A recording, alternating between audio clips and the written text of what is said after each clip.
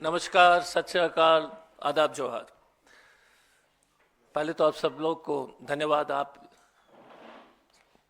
इस press conference में शामिल हुए हैं। आज का प्रेस कॉन्फ्रेंस एक खास विषय पर है।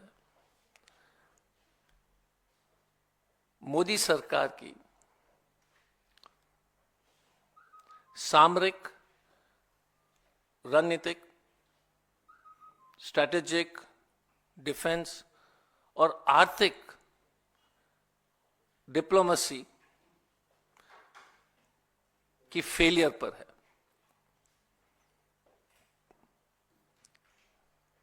मैं एक छोटा सा वीडियो आपको पहले दिखाना चाहूंगा, उसके बाद उस पर विस्तार से जो है हम कांग्रेस की टिप्पणी आपके सामने पेश करेंगे।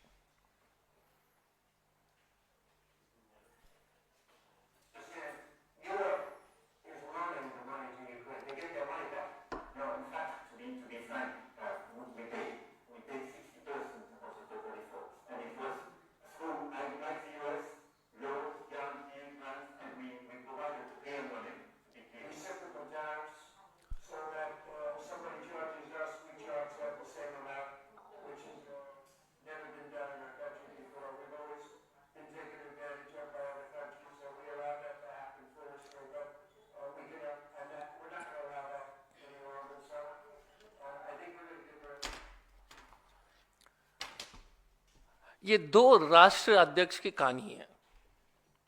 एक तरफ मैक्रॉन, फ्रांस के राष्ट्रपति, किस तरह से ट्रंप को जो करेक्ट कर रहे हैं, बोल रहे हैं कि आप गलत बोल रहे हो। दूसरे तरफ हमारे देश के प्रधानमंत्री जी के सामने देश के बारे में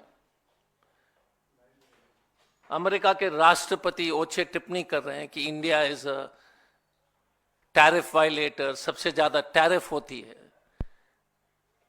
हम उसको बर्दाश्त नहीं करेंगे, हम रेसिप्रोकल टैरिफ लगाएंगे। इस तरह के बातें मोदी जी के सामने, और मोदी जी ने एक शब्द भी नहीं बोला।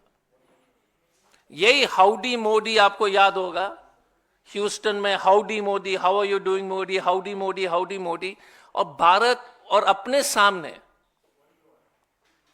भारत को जो है टैरिफ वायलेटर, मैक्सिमम टैरिफ तरह के बातें जो अमेरिका के राष्ट्रपति जी कह रहे थे। और पिछले एक हफ्ते में आपने देखा होगा कि लगातार अमेरिका के राष्ट्रपति बोल रहे कि हमने मोदी को $18 मिलियन दिया, हमने $21 मिलियन दिया। ये मोदी जी के बेस्ट फ्रेंड का जो है व्यवहार, अगर ये बेस्ट फ्रेंड हो तो दुश्मनी ठीक है। भाजपा के ट्रोल्स थकते नहीं है, विश्वगुरु बोलते रहते हैं। जब मोदी जी गए थे तो अमेरिका के चीफ ऑफ स्टाफ ने उनको रिसीव किया। जब मैक्रॉन जाते हैं, जापान के प्रधानमंत्री जी जाते हैं, तो ट्रंप साहब अपने से आए थे उनको रिसीव करने के लिए। पूरी तरह से टीवी में जो एक न्यूज चल रहा है कि मोदी जी ने क्या गिफ्ट दिया था जेडी वांस को और ट्रंप साहब को, लेकिन ये नहीं बता रहे कि किस तरह से अमेरिका के राष्ट्रपति ने इस देश के प्रधानमंत्री को अपमानित करने का प्रयास किया।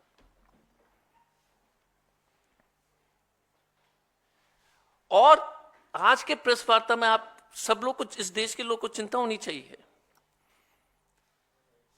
मोदी जी वापस आए, और जैसे ही वापस आए थे तो अमेरिका ने अनाउंस किया कि F-16 का $356 मिलियन, $356 मिलियन, 3,000 करोड़ के आसपास के जो है स्पेयर पार्ट्स जो है F-16 के मेंटेनेंस के लिए वो दिया जा रहा है पाकिस्तान को। कोई शब्द नहीं है विदेश मंत्रालय से।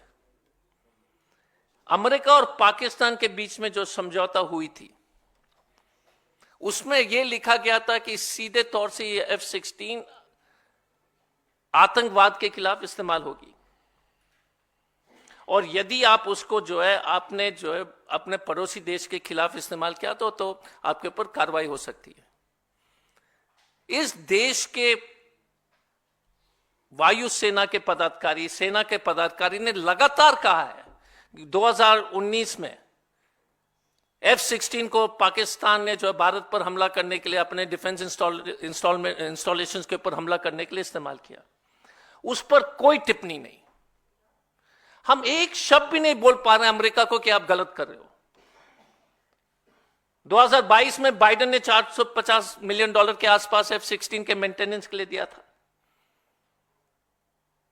अब यह स्थिति है कि हम बोल नहीं पा रहे हैं कि पाकिस्तान को जिस तरह से अमेरिका पूरी तरह से मदद पहुंचा रहे हैं, और हमारी सरकार के पास बस हिम्मत ही नहीं है बोलने के लिए। अब एक और फोटो हम दिखाते हैं, देख लीजिए एक फोटो।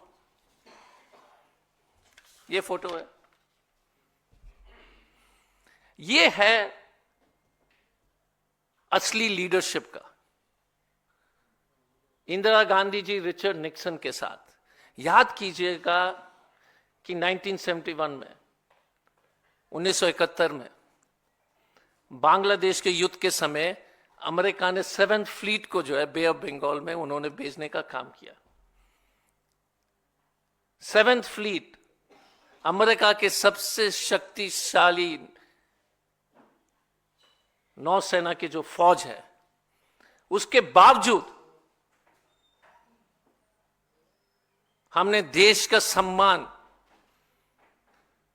और इज्जत सिर्फ बचाया नहीं, ऊंचा रखा। यह सरकार थकती नहीं है पंडित नेहरू जी को के ऊपर टिप्पणी करने से। यही जवाहरलाल नेहरू जी, अमेरिका ने कितना दबाव डाला था SEATO, South East Asian Treaty Organization को मेंबर बनने के लिए। लोगों को इतिहास पढ़ना चाहिए। अमेरिका ने जो है इंडिया को एक फ्रंट बनाना चाह रहे थे अगेंस्ट कम्युनिस्ट एक्सपेंशन। कितना दबाव था, गरीब देश था, उसके बावजूद पंडित नेहरू ने जो है घुटने नहीं टिकाए, जैसे आपने वीडियो में देखा है। हाल में आप याद कीजिए, प्रधानमंत्री मनमोहन सिंह जी के 10 साल, 2010 में सिक्योरिटी काउंसिल के 500 सदस्य दिल्ली आते हैं और 500 ने भारत के बारे में कितने कितने अच्छे बातें सबके सामने रखी। भारत के तारीफ हुआ दुनिया भर में। 123 एग्रीमेंट, सिविल न्यूक्लियर डील के बारे में आप सब लोग को जानकारी है कि उसके चलते आज जो है मोदी सरकार बोल रही है कि हम जो है प्राइवेट न्यूक्लियर कंपनीज को इस देश में लाएंगे। हमने जब हमने इस देश के लिए हथियार का व्यवस्था किया था अमेरिका से, तो हमने क्या किया, सर्कुलर प्लेन जैसे जो है प्लेन के डिटेल्स में दे देता हूं क्योंकि बहुत इंपॉर्टेंट है। C-130, JC-17, Poseidon 8I, Poseidon plane जो है, जो पूरी तरह से हमारे जो व्यापक कोस्ट लाइन पर एक रिकॉनाइजेंस एयरक्राफ्ट के रूप में, सूचना तंत्र के रूप में सुनिश्चित करती है, ये टेक्नोलॉजी सुनिश्चित करती है कि किसी तरह का जो है पानी के माध्यम से, सी के माध्यम से कोई भी जो है अटैक, अगर किस तरह का कोई देश प्रयास करेगा तो हम लोग सुरक्षित हैं। ये थी एक समझदार सरकार की जो है नीति।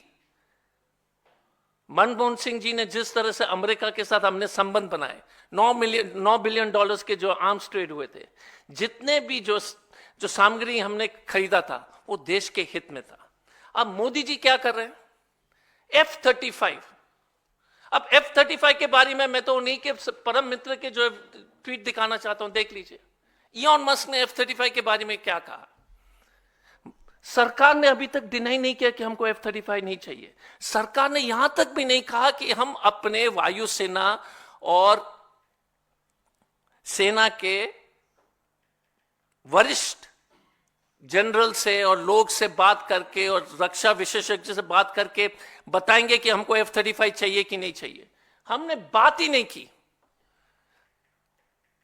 और F-35 इस देश के लिए एक मील का पत्थर साबित हो जाएगा। F-35 इस देश के हित में नहीं है। लगातार रिपोर्ट्स आए हैं इसके बारे में। आप देख लीजिए कि ये जो इसके डिजाइन में खराबी है, इसके ऑक्सीजन में खराबी है। मस्त साहब लिखते हैं कि इसको जो है हर चीज उसमें शामिल किया गया, इसलिए वो इनएफेक्टिव है। और एक एक जहाज $100 मिलियन के आसपास का है। तो भारत ट्रंप साहब को खुश करने के लिए यह भी नहीं बता पा रहे हैं कि इसको मत खरीदिए। हम इस सरकार से यह पूछना चाहते हैं कि आप पाकिस्तान को जो $350 मिलियन से ऊपर का जो है ग्रांट ट्रंप ने दिया, उस पर आपने क्यों विरोध नहीं किया?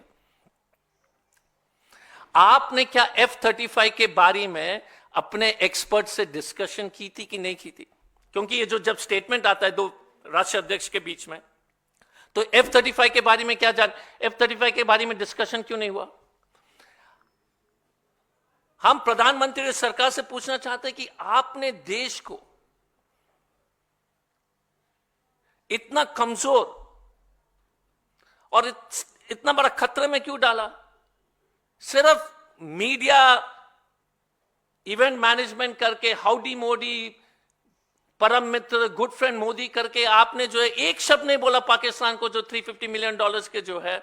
और जब $400 मिलियन भी दिया गया था उस वक्त भी आपने नहीं बोला। लाल आंख वाल आंख दिखाने के लिए तो छोटे छोटे लोग के लिए है। जहां पर देश की मान सम्मान की बात है, कोई टिप्पणी नहीं।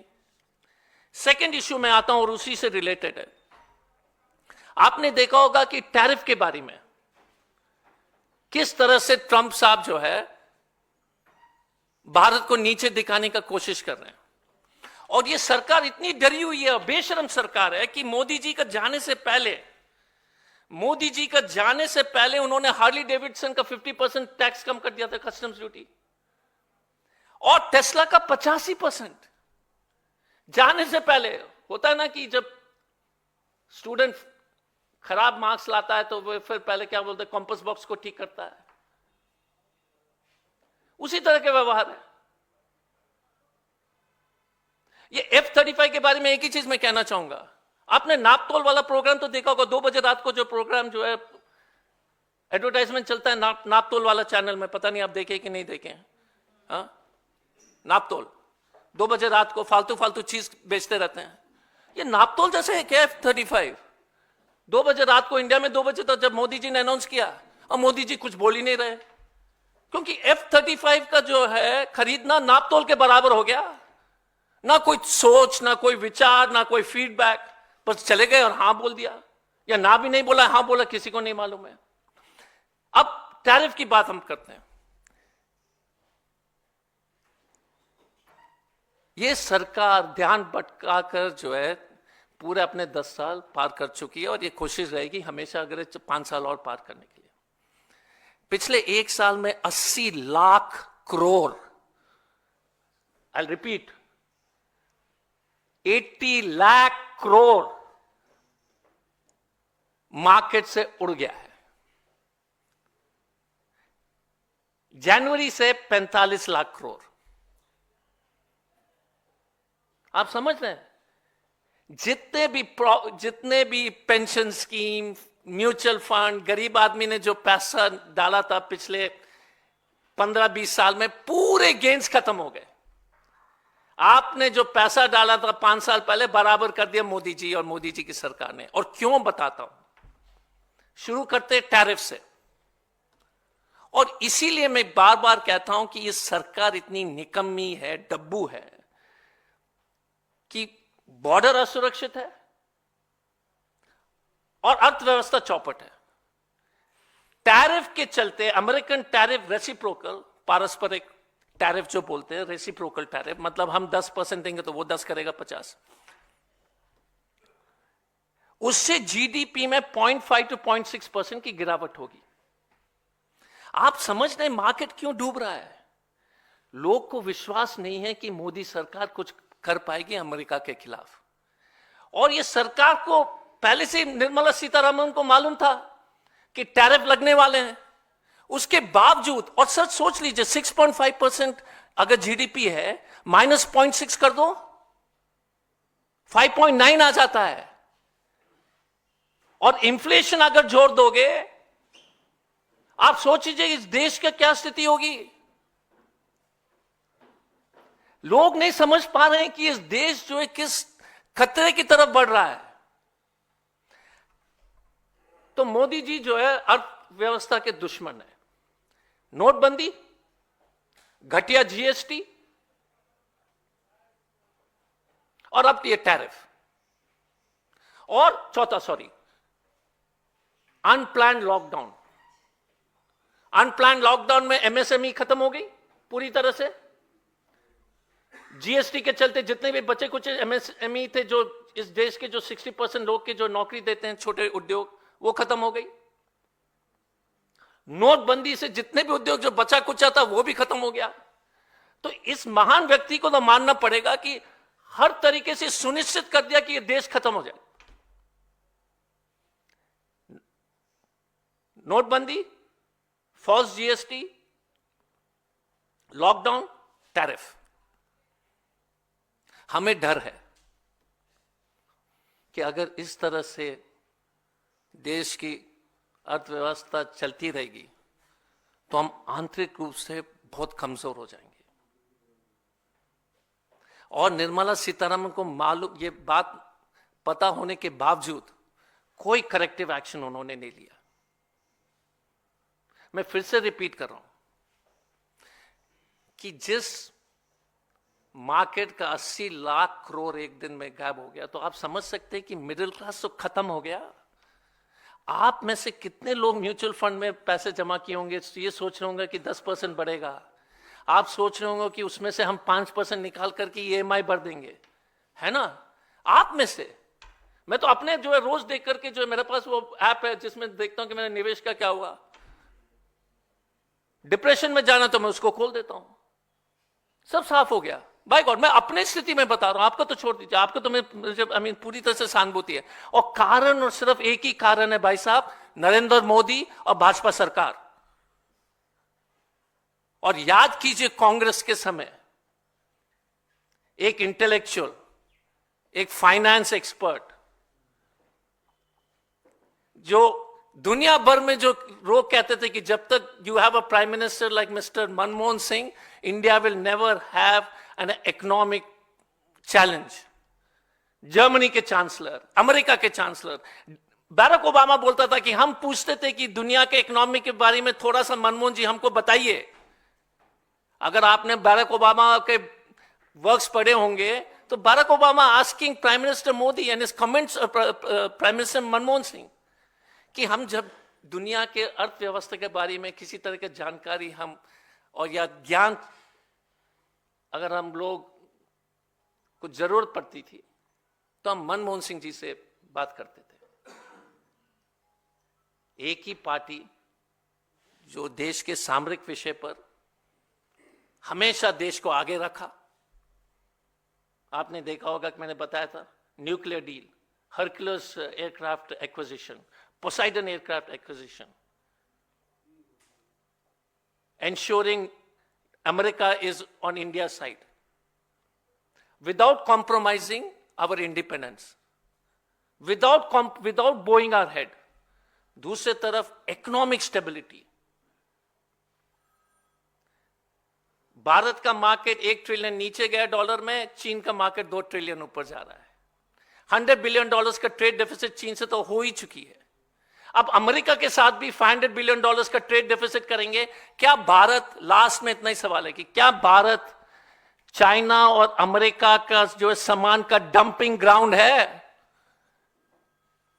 क्या टेस्ला और ये सब कंपनी आकर के हमारे ऑटोमोबाइल इंडस्ट्री को खत्म करेंगे? क्या भाजपा सरकार जो है, एक ही नियत है भाजपा को कि सीमा को कमजोर करें, चीन पाकिस्तान के बारे में कुछ ना बोलें, और अर्थव्यवस्था को ऐसे बना दीजिएगा कि सब हम लोग Chinese shirt, Chinese phone, American car. And please remember to all of you, जिस दिन अमेरिका के टैरिफ हम हटाएंगे एग्रीकल्चर प्रोडक्ट्स में,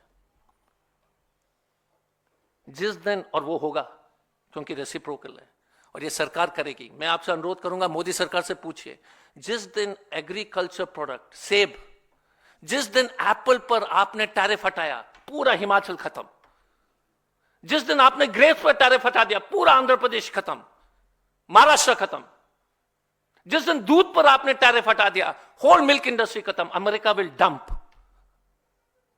I would request you to please remember these words of mine. The farmers of India are under the greatest danger, because if American agriculture products come without tariff, we will be drinking California milk, eating apples from Washington, Seattle, and all our 70% of our population will suffer and have the worst future.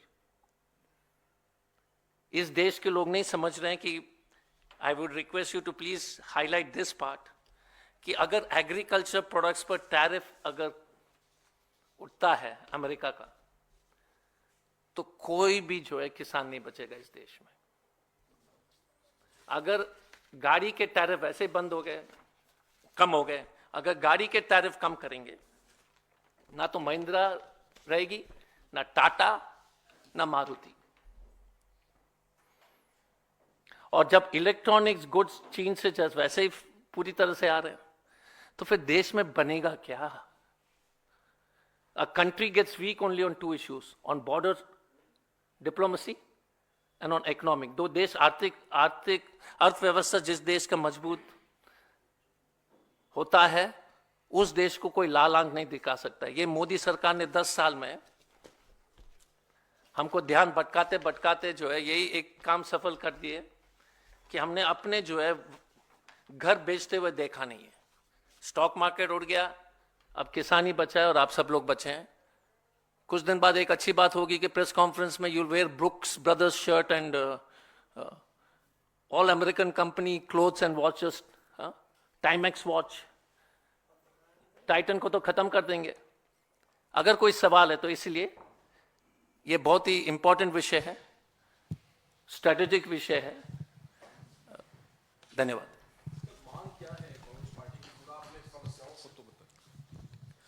इस मसले पर आप कह रहे हैं कि सामरिक मामले में, आर्थिक मामले में, कूटनीतिक मामले में मोदी सरकार जो है नाकाम रही है, खासतौर पर अमेरिका का जो दौरा रहा पीएम का, तो आप लोग क्या कुछ सुझाव देना चाहेंगे या क्या मांग करेंगे सरकार से? पहला है कि F-16 को जिस तरह से स्पेयर पार्ट्स के लिए लगातार पिछले 10 साल में अमेरिकी सरकार, बाइडेन जी हो या ट्रंप जी हो, पैसे दे रहे हैं, उस पर हमारी सरकार ने कभी विरोध नहीं किया। और पाकिस्तान ने हमेशा अपने F-16 हमारे देश के खिलाफ इस्तेमाल किया है। तो आप क्या कर रहे हो? हमेशा बोलते पाकिस्तान लाल आंख, लाल आंख। जहां पर लाल आंख दिखाना है तो एकदम जो है गायब हो जाते हो। अभी सामने तो आपको उदाहरण दे रहा हूं, क्योंकि ये सिर्फ हॉट एयर वाला सरकार है, करते तो कुछ नहीं है, बोलते हैं पाकिस्तान को हम उड़ा देंगे। अरे आप पाकिस्तान को $350 मिलियन अभी मिला है, आपने क्या किया है? एक स्टेटमेंट आपने पढ़ा है, पहला। दूसरा F-35 को आप नकारिए, पब्लिकली बोलिए हमको नहीं चाहिए, क्योंकि आपने पब्लिक डोमेन में कहा कि हमको कोई सुकोई प्लेन ज्यादा फायदेमंद है। आपके विशेषज्ञ, एयरफोर्स एक्सपर्ट्स, डिफेंस एक्सपर्ट्स, आपने कहा है ये पब्लिक डोमेन में, तो आप क्यों नहीं बोलते कि हम नहीं लेंगे? आपकी हिम्मत क्या है? आप देश को जो आप इतने डरे हुए कि आप बोल भी नहीं पा रहे हो कि F-35 नहीं लेंगे, और सब कहते हैं कि सबसे बेकार एयरक्राफ्ट है। ये तो दो चीज है। टैरिफ के बारे में मोदी सरकार, एग्रीकल्चर टैरिफ के बारे में किसी हालत में अगर आपने एग्रीकल्चर टैरिफ अगर हटा दिया तो देश के 60% लोग भूखमरी की स्थिति में पहुंच जाएंगे। उस पर आप क्यों नहीं स्पष्ट कर रहे हैं देश को? आप क्यों नहीं स्पष्ट कर रहे हैं कि टैरिफ के चलते 0.5% जीडीपी कम हो रही है? तो आप उस पर क्या कर रहे हो? आपका क्या सुझाव है?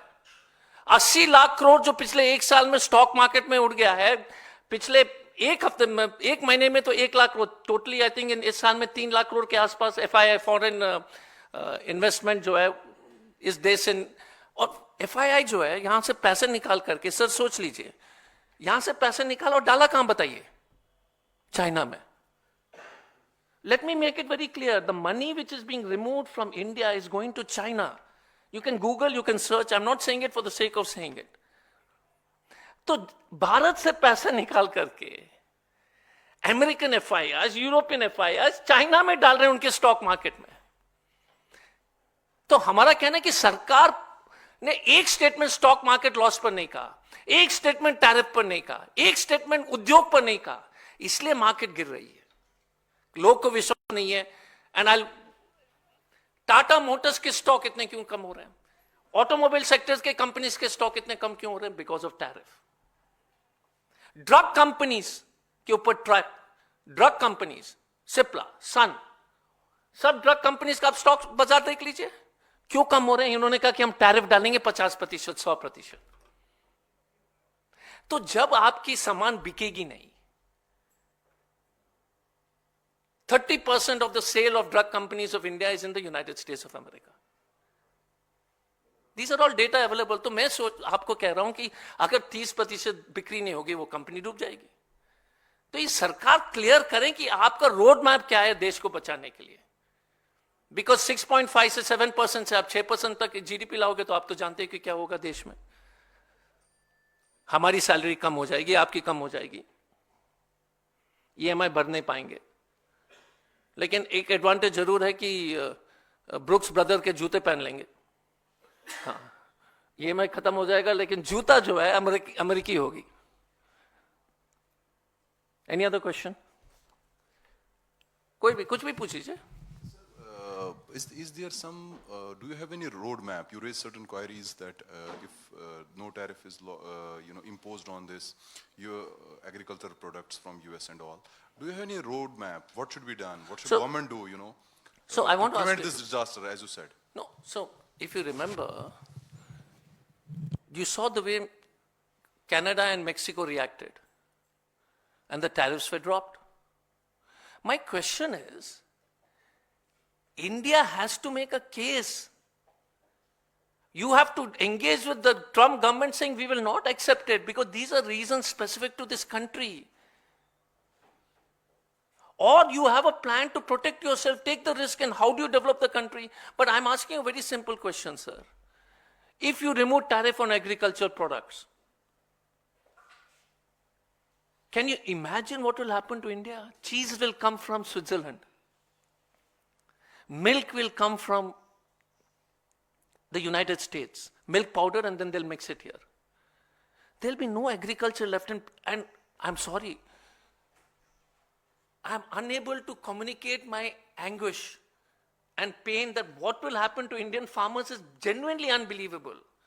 आप सऊदी अरेबिया जाइए, जॉर्डन चले जाइए, उनके जो है मॉल में सिर्फ विदेशी खाने की सामग्री है. No agriculture in Jordan. No agriculture in all these countries will be finished. So that's one issue. Any other question? I know it's a complicated topic. I hope it was interesting. I tried my best. No, it's an important topic. But we are so used to event management that. Yes, sir. जी. क्या कहना चाहते हैं आप? मतलब प्रधानमंत्री जी को आप target कर रहे हैं, ट्रोल कर रहे हैं, ऐसा लगता है. नहीं सर, मैं कह रहा हूं कि दो राष्ट्र अध्यक्ष की मीटिंग है सर. एक राष्ट्र अध्यक्ष कितना बोल्डली हाथ बढ़ा करके बोलता है कि नहीं आप गलत बोल रहे हो, और दूसरा राष्ट्र अध्यक्ष, और हम चाहते हैं कि हमारे प्रधानमंत्री भी ट्रंप का हाथ पकड़ करके बोले. हम चाहते हैं, देखिए, हम नहीं चाहते कि हमारे प्रधानमंत्री जी जो है डरे हुए वहां सहमे हुए बैठे हैं वहां पर. हमें खराब लगता है. भाजपा के ट्रोल्स को भी बोलिए, उनको भी खराब लगनी चाहिए. आपने, मैंने देखा था, इसलिए मैं चाहता था कि मोदी जी आप पकड़े बोले कि no mister Trump on tariff you are wrong, we will discuss this separately. तब ना देश की इज्जत जो है बरकरार रहती. नहीं तो ये फ्रांस, और मैंने सिर्फ उदाहरण दिया था. आप ही अपना निष्कर्ष पर पहुंच जाइए. मैंने सिर्फ 2 वीडियो दिखाए और मैंने दिखाया कि 2 राष्ट्र अध्यक्ष के रिएक्शंस कैसे हैं, अलग अलग हैं. हम चाहते हैं कि मोदी जी जैसे कांग्रेस के ऊपर बरसते हैं उसी तरह से ट्रंप के ऊपर बरसे. कांग्रेस के ऊपर हमेशा उनका पूरा फायर रहता है, उसी तरह से जो है ट्रंप को क्यों नहीं करते हैं? अजय सर, सवाल मेरा सर आपसे ये है कि सर। कुंभ का भी आज समापन हो रहा है, यूपी सरकार उसको बड़े पैमाने पर योगी सर। आदित्यनाथ भी उसको मना रहे हैं। इस बीच आपकी सहयोगी पार्टी है एक सपा के ही एक नेता ने सवाल खड़े कर दिए राहुल गांधी और गांधी परिवार पे कुंभ में ना जाने को लेके, आप क्या कहेंगे? देखिए, पता नहीं वो व्यक्ति कौन है। अब कोई भी जो है रोड पर चलने वाले व्यक्ति का मैं टिप्पणी पर मैं क्या बोलूं? कोई भी कुछ भी बोल दे, अनाप शनाप बोलने के लिए तो फ्रीडम है देश में, तो अभी भी आजादी है, जेल नहीं जाते हैं इसके लिए, तो अच्छी बात है। मैं जानता भी नहीं उस व्यक्ति को, ना कोई जानता, आप भी नहीं जानते होंगे, बोलने से पहले तो आप भी नहीं जानते थे। जब से उन्होंने बोला था तो लोग उनके जाम याद कर लिए, तो बोले कि और उचित टिप्पणी देते रहेंगे, नहीं तो कोई जानता ही नहीं था उस व्यक्ति को, तो मैं क्यों बोलूं उसके बारे में? के बारे में मत बोलिए, लेकिन एक बेसिक सवाल जो है वो लगातार इस बात को लेकर उठ रहे हैं, क्योंकि जब तक ये कुंभ चला तब तक कई बार तारीखें बदली गई। मीडिया में भी ये चला कि राहुल गांधी जो है वो कुंभ जा सकते हैं। गांधी परिवार को उत्तर प्रदेश कांग्रेस कमेटी की तरफ से 4 तारीख का डेट भी दिया गया था कि आप आइए यहाँ। क्या बतौर कांग्रेस के नेता आप लोग को कोई जानकारी दी गई कि मीडिया अगर सवाल करे तो आप क्या जवाब देंगे? नहीं, फर्स्ट क्वेश्चन, आपने कितना कवर किया था जब हम सोमनाथ मंदिर गए थे, जब सोनिया जी जो है कुंभ गई थी? ये आस्था की बात है हमारे लिए। देखिए, कांग्रेस पार्टी में मस्जिद हो, मंदिर हो, गुरुद्वारा हो, हम सब धर्म का सम्मान करते हैं। हमारे लीडर सचिन पायलट गए थे तो आपने कितना कवरेज दिया था? कांग्रेस पार्टी के लीडर्स गए थे कुंभ में, राहुल जी गए थे, प्रियंका सोनिया जी पहले भी जा चुकी है, तो उसके बारे में आप बीजेपी हम कब जाएंगे, कि क्या करेंगे? ये इस देश में ये प्रेस कॉन्फ्रेंस और ये कुंभ वाला सवाल सही तरीके से दर्शाती है कि देश की क्या स्थिति है। हमने देश की जो चुनौती 80 लाख करोड़ के बारे में बताया, ठीक है ना? ये ध्यान भटकाने के लिए, not you, I am saying this guy from this other party, पूरी इस पर डिबेट है। आप सोच लीजिएगा कि जिस देश में 80 लाख करोड़ स्टॉक मार्केट में डूब गया, जिस देश में जो है पाकिस्तान को जो आप एक टिप्पणी नहीं कर सकते हो, जिस देश में जो है पूरी तरह से एग्रीकल्चर चौपट होने की स्थिति में है, अशोक गुलाटी से पूछिए, वो तो विशेषज्ञ हैं, वो तो प्रो गवर्नमेंट भी है, वो क्या बताएंगे? वो भी यही बताएंगे। हमारा इतना ही कहना है, madam, please cover us whenever we visit religious places. We don't have to explain our आस्था। हम जब जाते हैं, जाएंगे अपने टाइम पर जाएंगे, फिर से कुंभ होगा, अर्ध कुंभ होगा, महाकुंभ होगा, होता रहेगा। So it's this is all to bring ये सब डिबेट जो है 80 लाख करोड़ को छिपाने के लिए जो है टीवी में डिस्कशंस होंगे। मैं आपके चैनल से अनुरोध करूंगा कि 80 लाख करोड़ के बारे में भी डिबेट कर लीजिए और हमको बुलाइए, हम आपके आभारी रहेंगे। अजय जी सवाल इसलिए है क्योंकि राम मंदिर भी आप लोग नहीं गए, कांग्रेस नेतृत्व नहीं गया, उसमें आपने बकायदे अपनी बात कही। आप कुंभ भी नहीं गए, तो एक एंटी हिंदू आपकी छवि बनती जा रही है और आप ये मैसेज जा रहा है कि कांग्रेस पार्टी हिंदुत्व को कहीं ना कहीं इग्नोर कर रही है। ऐसा क्यों जा रहा है? अरे पूरा यूपी कांग्रेस राम मंदिर, तो प्रॉब्लम क्या है? हम जब सोमनाथ मंदिर गए थे, इतने हर जगह, अभी रायबरेली में कितने मंदिर में राहुल जी गए थे? आप बीजेपी के एजेंडा पे जाएंगे क्या? रायबरेली में हमने नहीं गए थे क्या?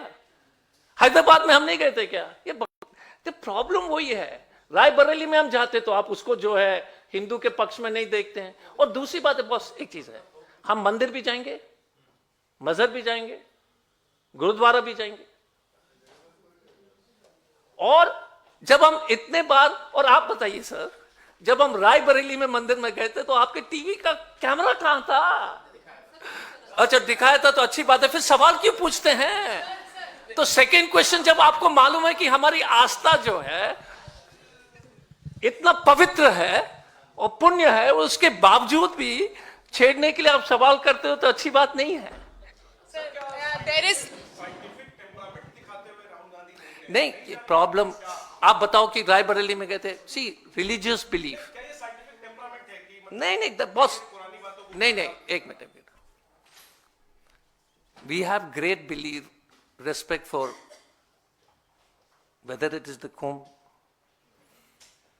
whether it is Swami Ayappa temple, whether it is the Eid ul-Fitr, whether it is the Christmas, whether it is Gurpurab. As a party, we respect every religious event. My only disappointment is that this press conference will ignore 80 lakh crores of loss.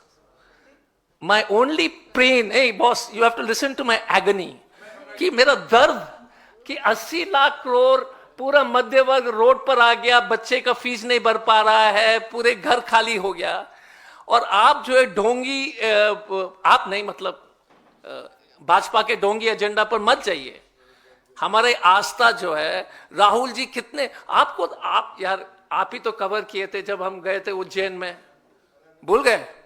उस पर story लिखिएगा कि the amount of visits we have done across India. So मेरा इतना ही कहना है sir. Sir 66 crore लोग कुंभ हो आए, फिर राहुल जी क्यों नहीं गए? बस यही सवाल था. मैडम इतने लोग गए थे सोमनाथ मंदिर, इतने क्यों नहीं, आप क्यों नहीं गए? आप क्यों नहीं गए सोमनाथ? हाँ फिर यार ऐसी बात कुछ हो सकती है कभी? इसका क्या जवाब है? सोनिया जी गई थी तो उस वक्त आपने कुछ नहीं बोला. तो मेरा इतना ही कहना है कि प्रियंका जी सब लोग, we will decide, but important thing. No, I want to finish off. You're very excited. But I want to finish off with one thing. I request you again, what I spoke today on the danger of the economic situation of the country, I'm telling you.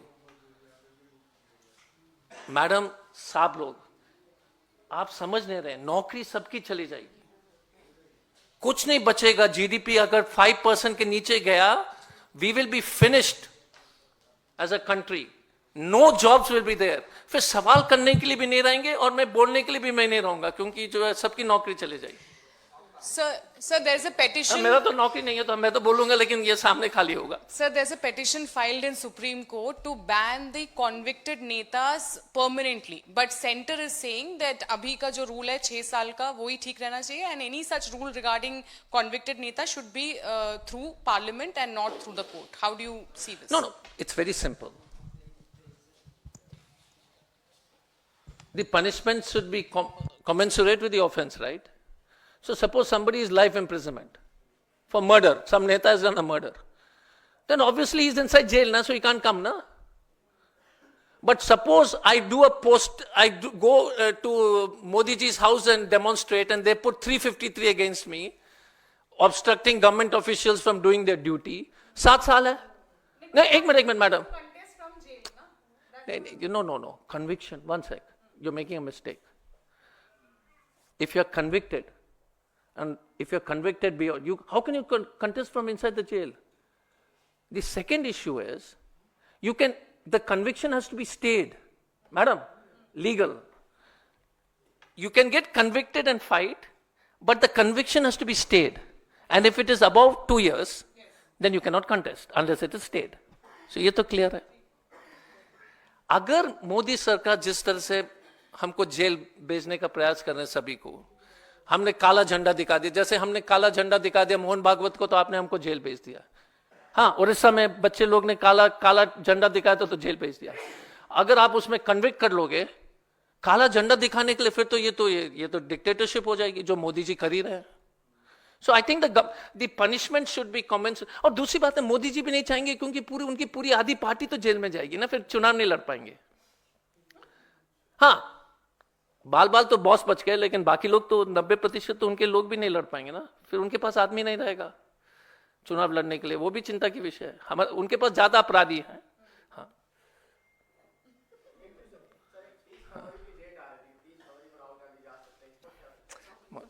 Sir, Ashish sir, 80 lakh crore, I beg you can put this story tomorrow. But ये जो stock market tariff, nobody is understanding the danger, I'm telling you. नौकरी नहीं रहेगी, defence colony के मकान बिकने लगेंगे.